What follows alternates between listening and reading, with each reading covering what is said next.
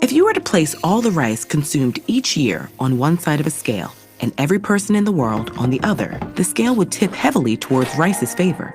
This beloved crop contributes over 20% of the calories consumed by humans each year. Korean bibimbap, Nigerian jollof, Indian biryani, Spanish paella, and countless other culinary masterpieces all begin with rice. So how did this humble grain end up in so many cuisines?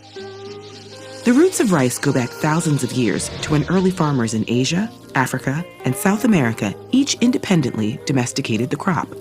First came Asian rice, which many plant geneticists believe originated in what's now China. Over 10,000 years ago, nomadic hunters in the region began gathering and eating seeds from a weedy grass. Then, around 9,000 years ago, they started planting these seeds, prompting nomadic hunters to settle into farming communities. With each harvest, growers selected and replanted seeds from the rice plants that pleased them most, like those with bigger and more plentiful grains or aromatic flavors. Over millennia, thousands of varieties of Asian rice emerged. A relative of the same weedy grass was also domesticated in Africa around 3,000 years ago. Today, its growth is mostly limited to West Africa.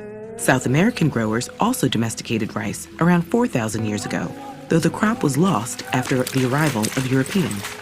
Asian rice, however, spread widely and is now a cornerstone of diet and culture in Asia and beyond. In India and Nepal, many Hindus mark an infant's transition to solid foods with a ceremony known as Annaprashan, where the baby tastes rice for the first time. In Japan, rice is so central to diets that the word gohan means both cooked rice and meal. The global expansion of rice cultivation was only possible because the plant can grow in many climates, from tropical to temperate.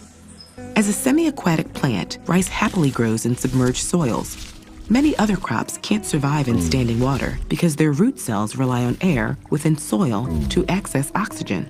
But rice plants have air channels in their roots that allow oxygen to travel from the leaves and stems to the submerged tissues. Traditionally, growers plant rice in paddy fields, flat land submerged under as much as 10 centimeters of water throughout the growing season. This practice returns high yields since many competing weeds can't hack it in the aquatic environment. But the technique is also water intensive. Rice covers 11% of global cropland, but uses over a third of the world's irrigation water. This form of rice production also pumps out a surprising amount of greenhouse gas emissions. Flooded fields are the perfect breeding grounds for microorganisms known as methanogens. These microscopic life forms thrive in environments lacking oxygen because they evolved when the Earth contained little of this gas. Methanogens are the only organisms known to produce methane, a greenhouse gas 25 times more potent than carbon dioxide at trapping heat in the atmosphere. Cows, for example, are infamous for burping out methane due to methanogens in their stomachs. In a flooded paddy field, methanogens set to work eating away at organic material in the submerged soil and multiplying rapidly, all the while releasing copious amounts of methane. The result? Rice cultivation contributes around 12% of human-caused methane emissions each year. But there's good news. Rice doesn't actually need to grow in continuously flooded paddies. Researchers and growers are exploring water management strategies that can cut the methane while keeping the yield. One promising technique is known as alternate wetting and drying. Growers periodically let the water level drop, which keeps methanogen growth in check. Alternate wetting and drying can cut water use by 30% and methane emissions by 30 to 70% without impacting yield. Greenhouse gases come from many, sometimes unexpected, places. Making rice growing more sustainable is just one of the many challenges we'll need to face to avoid catastrophic warming. Today, many rice growers still flood fields all season long.